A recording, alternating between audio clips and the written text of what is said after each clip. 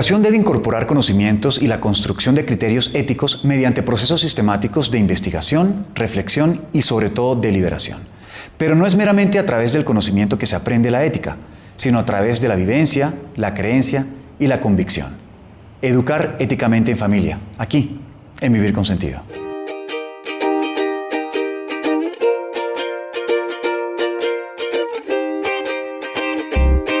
Bienvenidos una vez más a nuestro programa Vivir con Sentido.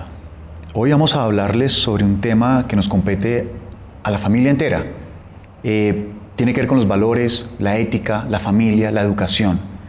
Y para eso hemos invitado a una rectora aquí en Bogotá de un colegio muy importante, Efren. Me gustaría que seas tú quien la presente. Bueno, yo tengo el gusto de presentarles a María Mercedes. María Mercedes es la rectora del Gimnasio La Montaña y es una persona que conocemos muy bien y que, dado el tema, creo que es una de las mejores opciones. Muchas gracias por venir, María Mercedes. A ti, por la invitación. No, con mucho gusto, María Mercedes. María Mercedes, tú eres licenciada en Educación especializada en Filosofía y Letras. Además, tienes un máster en Desarrollo Educativo y Social. Y como decíamos ahorita, eres fundadora y rectora del Gimnasio La Montaña. Sí, señor. Muchas cosas. 27 años de experiencia, ¿no? Muchos más. Ok. Muchos más, pero no me confieso tan abiertamente. Dejémoslo así. Muy bien, María Mercedes, ¿qué está pasando en la sociedad con este tema de la ética y la educación con valores? Mira, yo tengo la opinión de que de un tiempo para acá el concepto de ética nos empezó a asustar y el concepto de moral también. Empezamos a pensar que si uno hablaba de ese tema era muy conservador.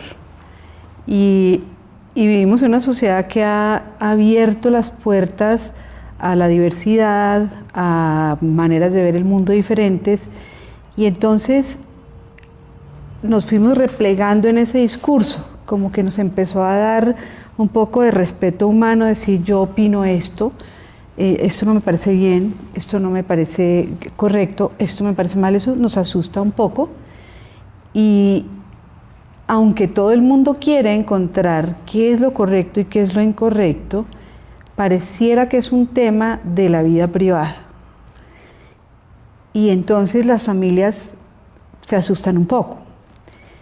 Lo que yo pienso es que hoy día, y no es lo que yo pienso, digamos, es como la teoría entre varios autores, es que evidentemente cuando tú tienes una sociedad diversa, tú tienes que manejar una ética ciudadana, que es una ética de mínimos, que es nos respetamos la vida, la propiedad, es una ética de mínimos y nos movemos en ese campo en la vida ciudadana. Pero en privado, en mi familia, yo puedo tener una ética de máximos. Ya dentro de mi familia yo no tengo que mantener como ese temor de que alguien no esté de acuerdo conmigo y yo termine siendo políticamente incorrecta. Entonces pienso que esa apertura ha hecho que nos dé miedo abordar el tema ético, que creo que es quizás el tema más importante para una sociedad. El tema ético es lo que hace que una sociedad pueda tener puntos de acuerdo y pueda tener un contrato social, fundamentalmente. No abordar el tema ético es una sociedad que es loca, una sociedad que no podría ni conversar. Entonces pienso que eso es lo que está pasando en la sociedad, nos sentimos muy inseguros por esa lógica maravillosa de convivir con otros que piensan distintos. Nos da miedo decir qué pensamos. Muy bien. Yo creo que hay un asunto un poco con eso y es que, y me parece terrible realmente, y es que a ti la gente te dice, es que esa persona es muy moral. Y yo lo que pienso es, genial, quiero conocerla. O sea, quiero conocerla, me parece lo máximo, como si fuera peyorativo. O te dicen, ay, no, es que allá son todos éticos, quiero ir allá, o sea, quiero vivir allá. Porque se volvió como que fuera algo que ocultar, como que fuera algo que le restara valor. Y eso ha generado que la gente, como que el tema de valores, como que me van a... O sea, si usted hiciera una cena hoy, invitara a todos sus amigos y les dijera, ¿por qué no caen esta noche que quiero que hagamos una tertulia sobre valores? No va nadie. Porque les va a parecer que los va a regañar o los va... Pero eso no tiene nada que ver con este tema. Es decir, lo que nos convierte en comunidad es la fibra de valores que hacemos como consenso. Claro, hay de todas formas hay una diferencia, ¿cierto?, en la moralidad que aprendemos, que no es tal vez de nosotros, y la que realmente nosotros adoptamos como verdadero, como propio, ¿cierto, Efrén? Es decir, hay un tema que diferencia los valores de lo que se aprende y los principios que nos enseñan en casa, que posiblemente muchos vamos a adoptarlos conforme vamos creciendo, pero muchos de esos dejan de ser importantes porque tal vez no se conectan con lo que realmente somos nosotros. Bueno, yo tengo una frasecita que me ayuda con eso que tú dices, y es que el autor no me gusta tanto porque Sartre no es de mis preferidos, pero el hombre decía, podrás obligarme a que te dé las gracias, pero nunca que me sienta agradecido contigo. Exacto. Y yo lo que pienso es que las dos cosas son importantes. O sea, hay que dar las gracias, pero además necesitas conectarte con la gratitud porque usted se porta bien porque ama hacerlo, no porque lo pillan, porque entonces ahí la cosa es muy distinta. Es que, sabes que creo yo que ahí hay un tema muy importante, y es que tú, así como desarrollas tu pensamiento desde el pensamiento de un niño, que solamente aprendes de lo concreto hasta que después haces abstracciones, también hay un desarrollo del pensamiento moral. Y cuando estás en tu infancia y en tus años escolares, recibes una cantidad de inputs a eso que se va a construir, y que aspiramos a que el día que tú seas un mayor de edad hayas construido lo que se llama en desarrollo moral la autonomía, que es que tú te pongas tus normas. Esas normas, pues las pudiste aprender, y la autonomía consiste en que tú dices, y me gusta, y la voy a vivir, claro, porque creo en ella. Y me hace bien, es exacto, buena, y me hace bien a mí y a los demás. Y claro, también decir, esta no creo en esta, no me parece hipócrita o me parece contradictoria. Entonces, eso es lo que se llama llegar a una fase en la que tú dices, esto es en lo que yo creo y lo que yo voy a vivir, independientemente de mis papás, mis profesores, mis no sé qué, que es la adultez. Claro.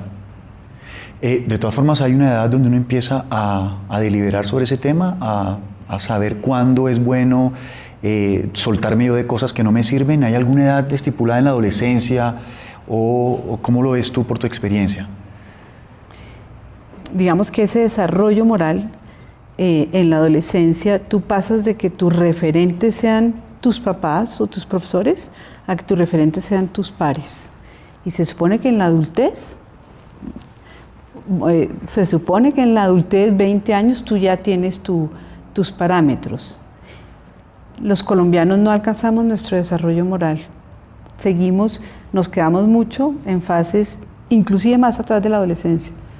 Por eso nos pasamos el semáforo en rojo, claro, si no hay un policía viéndome, porque no tenemos el desarrollo moral para vivir nuestra moralidad sin un controlador. Perfecto. Bueno, María Mercedes, vamos a hablar sobre cómo educar éticamente a los hijos después de este corte. ¿Te parece? Ok. Ya volvemos.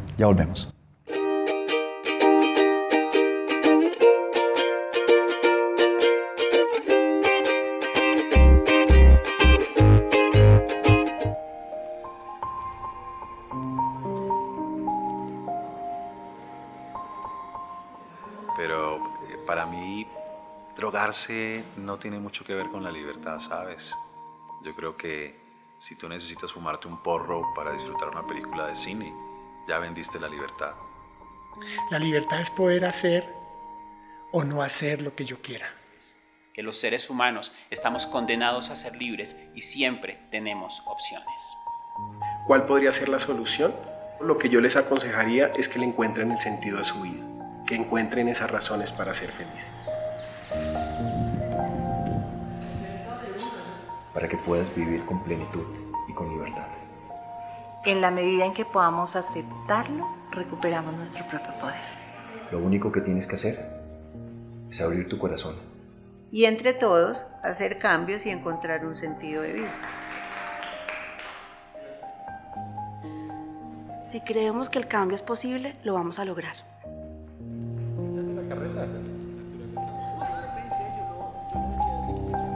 Estamos en ese sentido mejorando la sociedad. La libertad es poder decir, no vuelvo al infierno.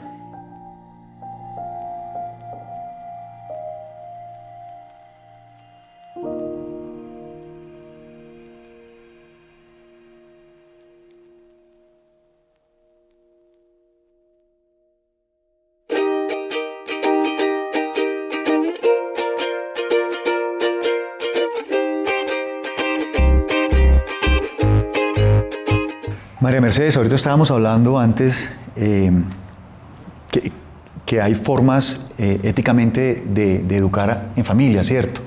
Y tú nos estabas comentando cosas muy interesantes. ¿Nos puedes hablar cómo es un poco con tu experiencia este tema? ¿Cómo podemos educar éticamente en casa? Mira, yo pienso que lo primero que una pareja tiene que pensar es en qué creemos, cuáles son los valores que nos mueven, cuál es nuestra escala de valores, qué nos importa más que qué.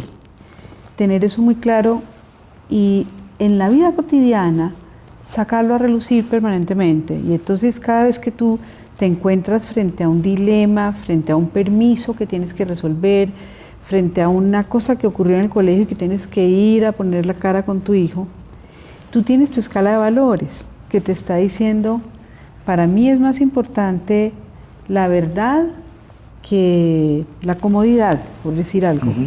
Y entonces eso te orienta de qué reacción vas a tener. Eso por una parte, porque si tú definitivamente no planeas ni piensas qué son las cosas en que crees y cómo las vas a transmitir a tus hijos, eso no va a pasar. Yo estoy firmemente convencida de que si tú no planeas eso y no tienes la intención de hacerlo, eso no se da por añadidura. Solamente porque te vean actuar más o menos bien, tus hijos no van a ser unas personas con un desarrollo moral. O sea, no solamente alto. con el ejemplo. No solamente, básico. el ejemplo es muy importante, pero la vida, tú te vas de tu casa a las 8 de la mañana y vuelves a las 7 de la noche y ha pasado una cantidad de comportamientos éticos que tus hijos no han visto. Entonces, solamente cuando tú llegas a tu casa y hablan de las cosas del colegio y cuentas las circunstancias donde has tenido que tomar posiciones y le das contexto y dices, esto no se hace porque esto para mí es un valor superior, esto está primero que esto, entonces tú estás desarrollando en tus hijos ahí un pensamiento ético, de manera que él sabe que la vida ética implica pensar, reflexionar y que nada ocurre porque sí. Eso uno. Y dos, creo que una cosa muy complicada en el medio colombiano es nuestro folclore de eso que tiene, ay, eso que pasa, tampoco. Ese estilo como que simplifica, hace que la gente diga, el que piensa éticamente, ¿qué le pasa? No, pues ¿qué le pasa? Es un bobo. Es un bobo, es elemental, Quedado. está en otra época. Y yo creo que es todo lo contrario. Una persona que piensa éticamente es mucho más desarrollada. Fíjate, por ejemplo, el tema de las corridas. Las corridas de toros creo que son un elemento muy interesante para discutir con un adolescente. ¿Tú qué piensas? ¿Por qué esto? ¿Por qué? Entonces tú le vas metiendo valores, vas diciendo, yo creo en esto porque creo en este valor, o esto me parece un valor de segundo nivel. Creo que es meterte por el ámbito de la reflexión, sobre todo en los adolescentes. En los chiquitos, yo creo que hay que aprovechar cada cosita que pasa para ponerlo dentro de su nivel de desarrollo. No, mira, eso que pasó con tu compañero está mal, porque tú le mentiste. Eso que tú le dijiste no es verdad y él va a perder la confianza en ti y tú te vas a sentir mal y cuando te vas a acostar te vas a sentir triste porque hiciste algo que no te hace sentir cómodo contigo. Entonces los vas metiendo en la lógica de que en la vida yo tengo que reflexionar sobre qué está bien y qué está mal. Claro, es un tema más de hacerles ver, educarlos, y ya cuando se va haciendo uno más grandecito, es un tema más de reflexión y tú con qué te conectas, ya con todo lo que se te ha enseñado. Exacto. Pero es un poco las diferente. oportunidades son todas. Sí. Es decir, en lo cotidiano tienes todas las oportunidades para educar esto en casa. La televisión te muestra todas las posibilidades, el comentario de al lado te muestra todas las posibilidades, el primito que dijo te muestra todas las posibilidades, y tú puedes hacerlo desde, por ejemplo, las historias. A los niños no es sino que se suban al carro y empiezan, cuéntame una historia, cuéntame una historia, cuéntame una historia. Y uno cuenta historias de niños que tal cosa y tal otra, y en medio de esas historias hacemos cosas con lo ético. O cuando en el programa de televisión, porque hay dibujos animados de todo, ¿no? Pasa algo, ahí podemos generar diálogos y conversaciones en lo cotidiano. No tiene que ser una cosa ahí tan acartonada. No, es que la vida es ética. No es, vamos a abrir un espacio para la ética. No. Es que todo es ético. Sí, no les voy a dar una conferencia. Exacto. Sino tu vida, en las cosas que van pasando, preguntémonos por si eso está bien o si no está bien. Esa es una pregunta del ser humano que lo hace superior a otras especies. Somos los únicos que nos preguntamos si está bien lo que hacemos o si no está bien. Exacto. María Mercedes, ahorita estábamos hablando sobre el tema de ciertos incentivos, como un dulce a un niño para que haga algo, ciertos regalos, o en su defecto, la otra cara de la misma moneda es castigos. ¿Cómo se maneja este tema de castigos e incentivos para que el niño haga algo correcto, que los padres piensan que es lo correcto? ¿Cómo sería ese tema? Mira, tú tienes que, si tú estás hablando de un niño de 5 años, tú necesitas premiarle los buenos comportamientos y de alguna manera reprochar, no necesariamente castigar, depende, pero el niño tiene que recibir un mensaje claro de esto que hiciste está muy bien, me agrada, me gusta, te felicitamos, en esta casa nos encanta eso. Depende de tu familia, tú das abrazos de premio y para tu hijo son maravillosos, o tú le puedes decir te voy a regalar un dulce por esto. ¿Qué es lo peligroso?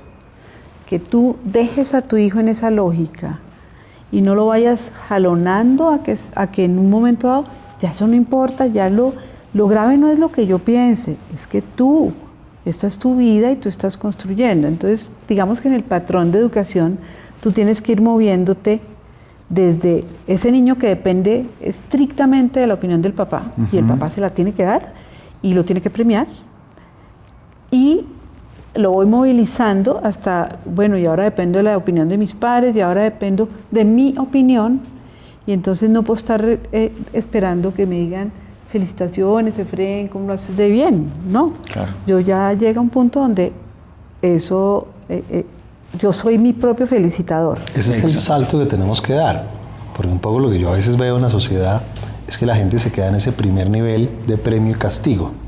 Entonces me porto bien, ¿para qué? Y evito que me descubran por si tal, claro. Pero es un nivel muy básico de desarrollo moral. Es un nivel de 5 años. Bueno, es interesante hablar de esto en la próxima sección y sobre los consejos que ustedes dos les quieran dar a los padres que nos están viendo. Pero ahorita que volvamos del corte, ¿vale? Muy bien. Ya volvemos.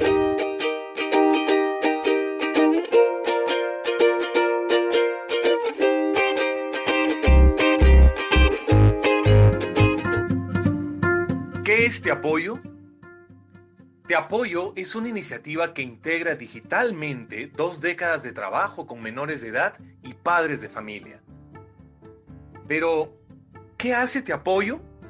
Nuestros hijos nos piden un permiso como: mamá, me están invitando a la finca de Juan, todos vamos a ir, ¿me das permiso? Yo soy la única que nunca la dejan salir, y muchas veces no sabes cómo responder. Ahí apretamos el estómago, fruncimos el ceño y mentalmente se nos cruzan un montón de pensamientos. Y algunas veces damos por sentado acciones que creemos son obvias y pasamos por alto algunos puntos de la comunicación que pueden ser no tan obvios. Recordemos que somos generaciones diferentes. Entonces, muchas veces sentimos amenazada nuestra autoridad ante los cuestionamientos de nuestros hijos. Y para evitar explicaciones o razones de por qué no daremos un permiso, usamos una frase muy común. Porque yo soy su papá y mientras usted viva en esta casa, hace lo que yo diga. Generando en los jóvenes un sentimiento de rechazo. El problema es que sin darnos cuenta podemos deteriorar la relación con nuestros hijos y los dejamos expuestos a peligros reales como el consumo del alcohol, la sexualidad y drogas en edades tempranas. Durante estas 2 décadas hemos recogido información de los temas más sensibles en la educación de los adolescentes.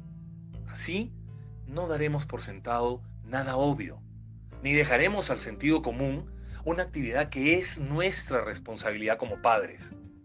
Te Apoyo te dará herramientas y el conocimiento necesario para poder tomar una decisión adecuada y dar argumentos a tus hijos del por qué sí o no les vas a dar un permiso.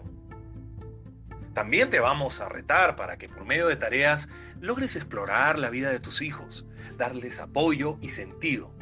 Que miremos juntos áreas que no se veían antes, ya que por el trabajo y la falta de tiempo, a veces olvidamos revisar. Así, estaremos más en contacto con ellos y fortaleceremos su entorno. Por último, si tienes dudas sobre su sexualidad, cómo poner límites, bullying u otros tantos riesgos a los que están expuestos, podrás consultar directamente a uno de los principales expertos para que te den una respuesta. Y así, seremos padres más seguros y tendremos hijos más felices.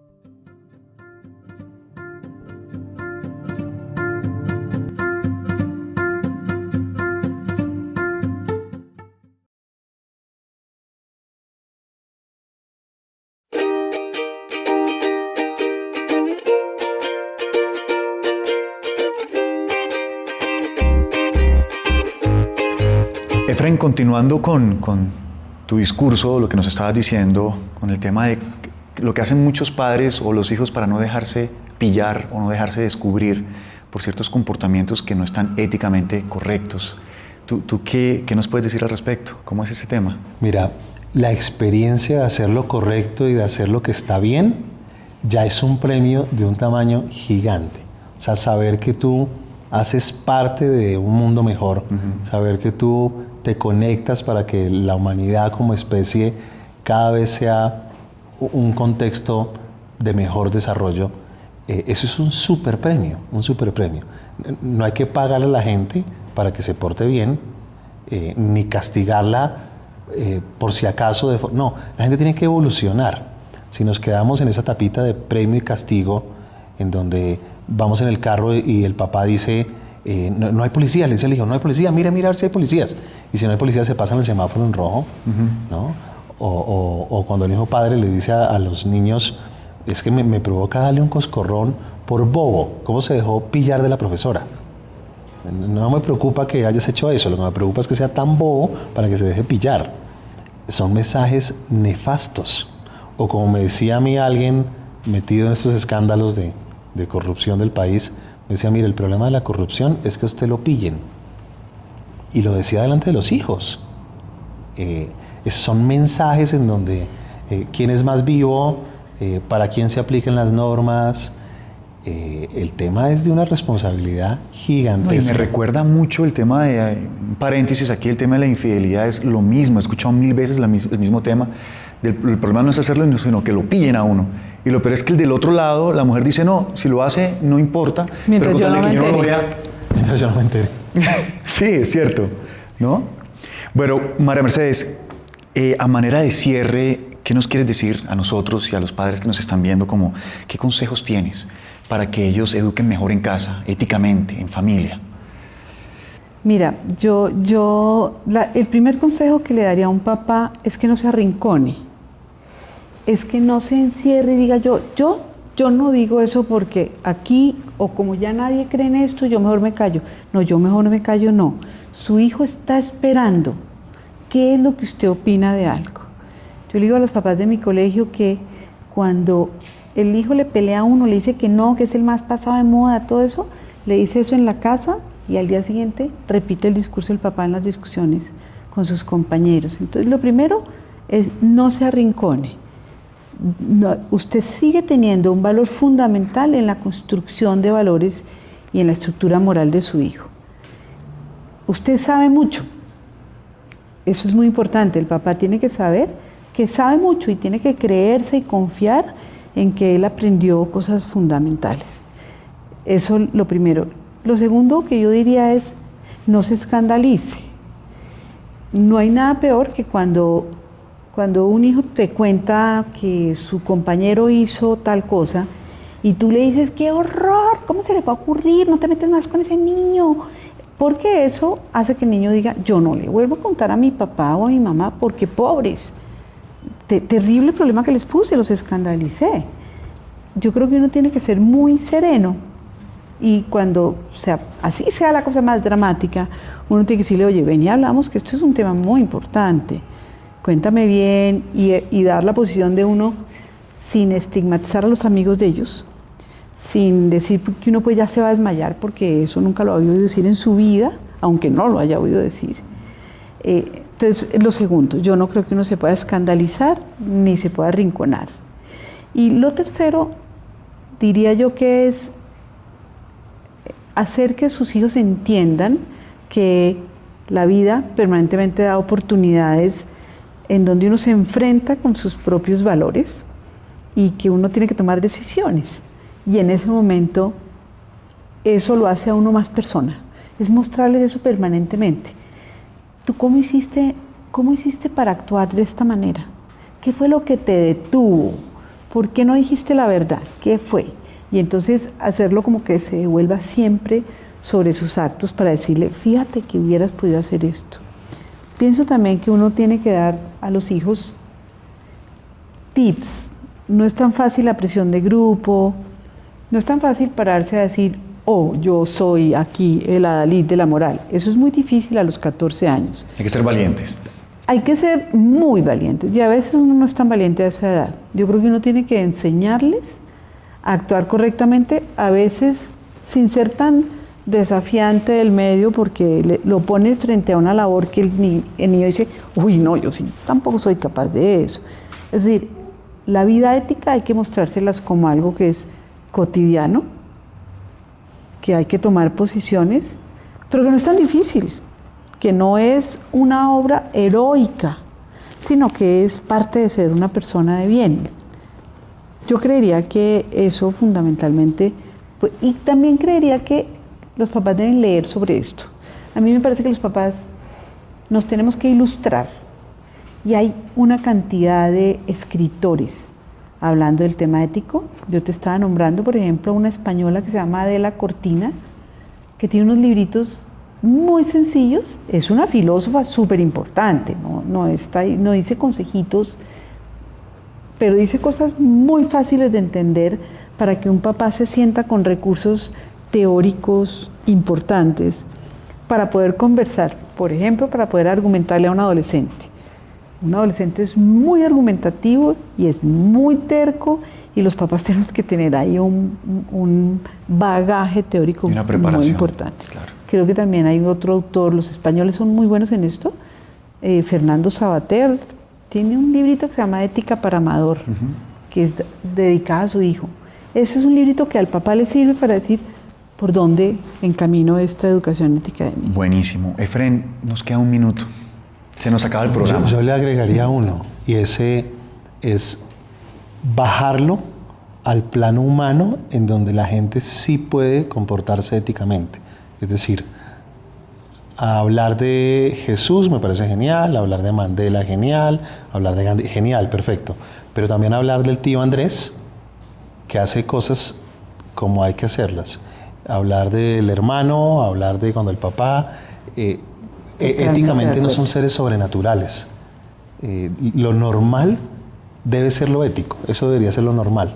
Entonces hay que normalizarlo en la gente común de la calle, porque hay mucha gente haciendo las cosas bien o aspirando a cada vez hacerlo mejor. Y creo que eso le va a ayudar mucho a los niños y los adolescentes ver que eso de lo ético no es de un super profesor que tienen, no, sino que muchísima gente lo hace, el de la esquina, el de la tienda, el de la señora que ayuda con el café. Creo que si lo volvemos, entre más cotidiano lo volvamos, de pronto se nos pone de moda. Y se vuelve la norma. Exacto. María Mercedes, muchas gracias por acompañarnos. Con mucho gusto, a ustedes por invitarme. Ha sido un placer tenerte acá. Los felicito por este programa. Muchas gracias. Muchas gracias, María Mercedes. Y a ustedes, muchas gracias por habernos acompañado. Chao.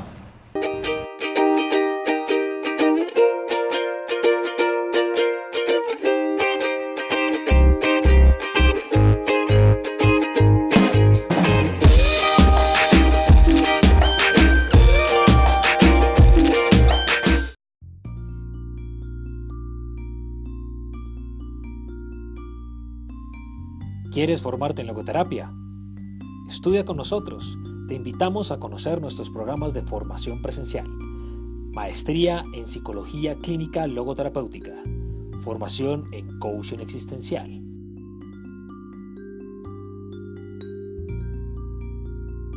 O accede a los programas de formación online Ingresa a nuestra aula virtual www.saps-col.org/aula virtual. También podrás acceder a nuestros talleres de formación para potencializar el sentido de tu vida. Ingresa a www.saps-col.org e inscríbete a todos nuestros programas de capacitación. SAPS, Sociedad para el Avance de la Psicoterapia Centrada en el Sentido.